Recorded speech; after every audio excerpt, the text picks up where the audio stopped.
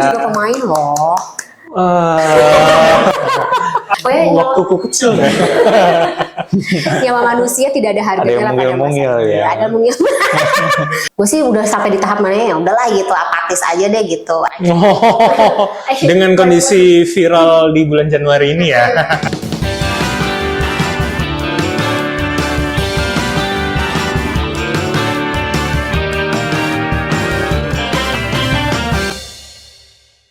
Hai, selamat datang di Broscast Review. Ini episode pertama. Kita tidak bersama dengan sinias, baik sutradara maupun pemain, tapi kita akan review film ataupun series yang sudah kita tonton. Dan kita mau kenalin dulu ada Fanny Imaniar di tengah-tengah kita. Juga pemain loh. Ada batasan umur nggak pemainnya? Tolong, biar kita jelas nih. Di mana? Di Telegram mungkin atau di mana? Atau di Twitter. Sekarang bisa lebih panjang. Betul, nggak cuma 2 menit 20 detik. Oh, tahu banget. Iya, karena kita kan into banget sama teknologi gitu ya. Sosial Harus ikut media. perkembangan zaman ya. Betul. Biar nggak FOMO. Lebih ke riset ya emang ya, sama tahu dari temen. Jadi gimana Van? Fanny kita ajakin untuk nge-review kali ini episode pertama karena Fanny cerita ke kita ada salah satu series yang dia tonton tuh katanya seseru itu dan Fanny Se-underrated itu. betul, dan Fanny tuh suka ngerecokin kita soalnya ini bagus kalian nonton. Benar. Enggak deh. Enggak deh, cerita aja. Makanya kita dengerin aja coba. Tapi apa sebenarnya yang membuat sebenarnya di awal gini, kenapa sih orang harus nontonin dulu Van gitu loh? Oke, karena aku nggak mau sendirian aja. Apa dulu serius yang dijelasin dong? ini pakai saya, aku atau gue sih? Terserah. Apa-apa. Kan biar ada pencitraannya gitu. Oke, balik lagi ya. Terus judulnya namanya American Primeval. Ya, American Primeval. Jadi terus udah nih masuk dalam top 10 tapi tidak masuk top 3. Terus penasaran kan karena premisnya sangat gue suka berhubungan sama sejarah Amerika kali ini gitu. Jadi ya udahlah nonton lah gitu. In a long time ago, in a land that far away gitu. Kan jauh ya Indonesia ke Amerika ya. Ya udahlah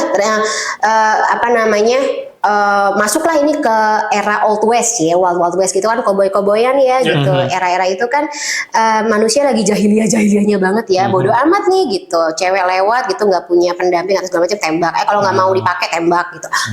Nggak mau dong. Nah, atau laki-laki Dipakai jasanya kan? dipakai jasanya Iya. gitu. Laki-laki Nyuci, juga ngepel gitu. Laki-laki juga kalau lewat terus nggak mau dipakai jasanya Iya. untuk bekerja. Langsung gitu. tembak dor. Ya, tembak dor. Pokoknya Waktuku kecil ya. nyawa manusia tidak ada harganya. Ada yang lah pada mungil-mungil masa. ya. Ada mungil.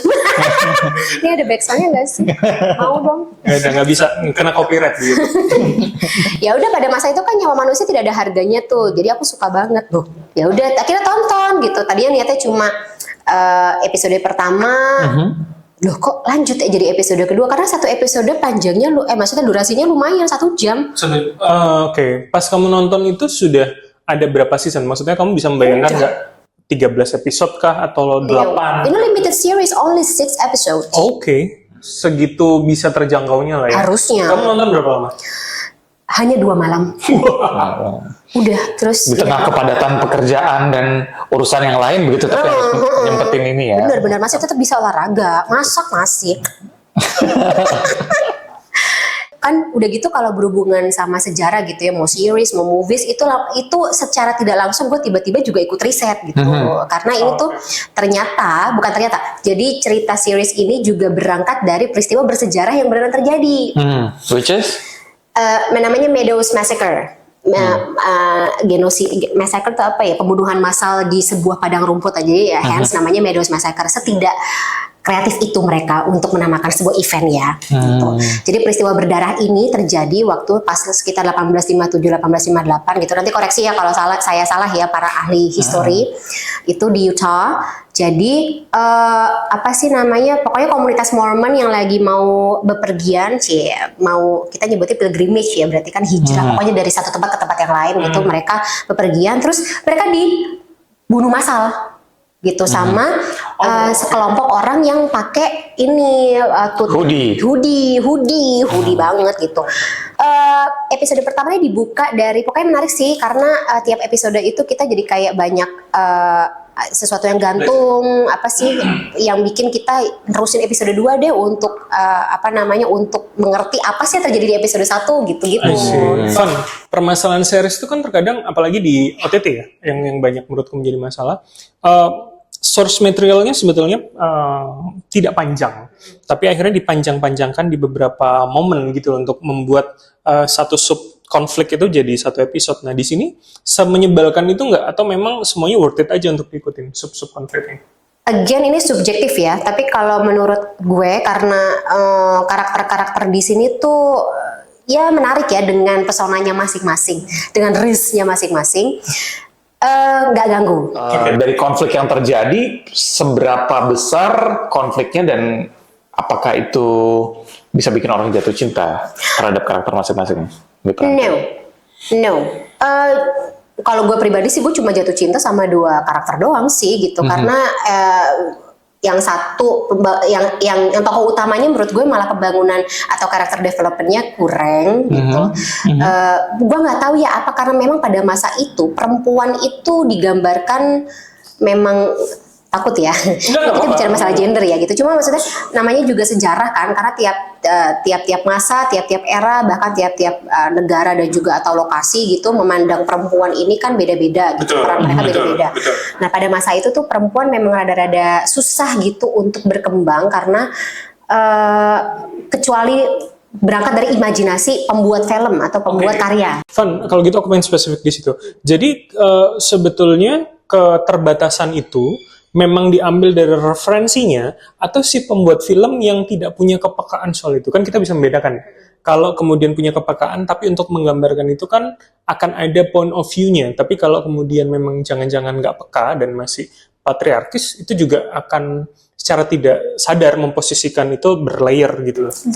Berhubung karena produser dan juga sutradaranya laki-laki, kalau ya pada intinya kan semua karya yang lahir dari laki-laki membuat sebuah karakter perempuan kan berdasarkan pengalaman dia, imajinasi dia, dan juga point of view gitu. Dan apalagi ini karakter fiksi ya, jadi tidak ada atau tidak ada di sejarahnya gitu. Jadi ya suka-suka pembuat ceritanya dong mau bikin karakternya seperti apa gitu. Jadi menurutmu keberpihakannya ada di penceritaannya ya, bukan referensi. Bukan, karena ini berangkat dari karakter fiksi, tapi sejarahnya atau peristiwanya beneran terjadi. Gitu. Ada sih karakter perempuan yang kuat ada, tapi bukan si karakter utama. Jadi menurut gue daya tariknya justru ada di karakter-karakter side characters. Karakter utamanya yang laki-laki sama side characters itu yang mengambil Kontribusi. memberikan kontribusi. Oke, kalau dari tadi lu menggambarkan kan sepertinya ini mewah banget gitu ya. Iya, kolosal sih. Kolosal. Biasanya akan dibantu dengan scoring, musik, dan segala macam. Sepanjang 6 episode itu, apa kalau menikmati juga? I did. Oke. Gue kan main game Red Dead Redemption ya, yang kedua. Dan sama dong, kuda-kudaan juga. Kuda-kudaan juga. Terus? Karena belum ada teknologi ya di situ ya. Semua kan menguda. Iya. Enggak, menguda kan? Bukan. Balik mana tadi kita? Menunggangi kuda. Menaiki kuda. Ya udah, jadi Red Dead Redemption ini jadi salah satu patokan. Oh, Old West tuh kayak begini, sound yang muncul ini, terus kemudian nuansa yang muncul begini, dan itu kemarin terlihat sih di American Primeval gitu. Plus budaya Native Americans di sini yang jadi salah satu sorotan paling gede adalah namanya suku. Koreksi lagi ya kalau gue salah menyebutkannya ya, suku Shoshone, ya gitu deh pokoknya. Nah itu digambarkan gitu, nama-nama anak, nama-nama tokoh atau ya karakter sosok gitu dari Native Americans kan indah-indah ya. Seberapa penceritaan itu kan ada yang kadang series itu menyebalkan, dia itu berpanjang-panjang untuk building story-nya, tapi conclusion-nya dia buru-buru gitu. Jadi kayak anjing, ini harusnya bisa dijelasin lagi nih si A, si B kenapa sampai di sini konfliknya. Ada yang bilang itu penulisan yang males. Ini gimana? Serunut itu nggak, porsinya pas nggak penceritaannya, Van? Pas kalau menurut kan ini cuma 6 episode ya gitu. Satu episode panjang banget. Memang sih tidak ada beberapa karakter yang tidak dijelaskan backgroundnya, kenapa motivasi dia melakukan ini tuh apa gitu, nggak dijelaskan secara dalam. Tapi menurut gue masih dalam porsi yang tidak mengganggu gitu. Karena kan yang misalnya jadi tokoh utamanya sudah cukup terjelaskan nih kenapa dia kesini, kenapa dia berbuat seperti ini dijelaskan gitu. Tapi kalau yang side characters mungkin tidak tidak dijabarkan karena ya udah cuma ada 6 episode gitu. Kita harus memprioritaskan tokoh-tokoh utamanya. Nggak ganggu sih kalau kayak gue mungkin mengkomparasi dengan series dari Korea ya gitu. Drakor kan kadang-kadang gitu ya. Ada beberapa kasus di mana drakor awalnya asik banget, pas lagi di episode akhir kok jomplang. Oh, bukan tengah ya bahkan ya? Enggak, akhir. Akhir tuh ini enggak ini apa sih gitu konklusinya gitu. Closure-nya kok kayak gini gitu. Ini enggak terjadi. Closingan dari American Crime Novel ini formulanya hampir sama sering kita temui dari series-series atau karya-karya yang memang berlatar belakangkan Old West. Gitu. Just because ya udah memang tidak ada yang namanya happy ending gitu di Old West. Gitu. Happy ending is on the eye of the beholder aja. Oke, berarti endingnya akan gantung atau lu sebagai penonton akan ini yakin ada sequelnya atau one day ada spin-off dari salah satu karakter? Ayo selesai aja gitu. Probably akan menarik ketika kita punya spin-off dari Jim Bridger karena lagi-lagi dia kan tokoh asli ya gitu, dan kalau gue baca gitu siapa sih nih Jim Bridger gitu, latar belakangnya apa, dia siapa gitu, kisah hidupnya menarik banget. Gitu, dia adalah pokoknya from hero to zero sampai ada kebalik dong, hero to zero bang. sorry tuh kan nggak ada happy ending gitu, from zero to hero gitu si Jim Bridger ini gitu, nggak sekolah, nggak punya IPK, tapi bisa. Tapi Van, kalau misalnya lu lihat ya, ini kan inspired by true event atau inspired by true story begitu ya.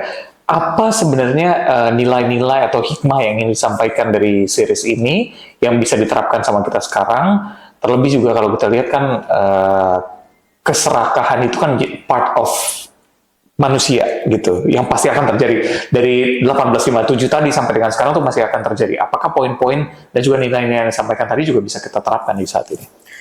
Iya sih, karena kan sejarah selalu berulang ya.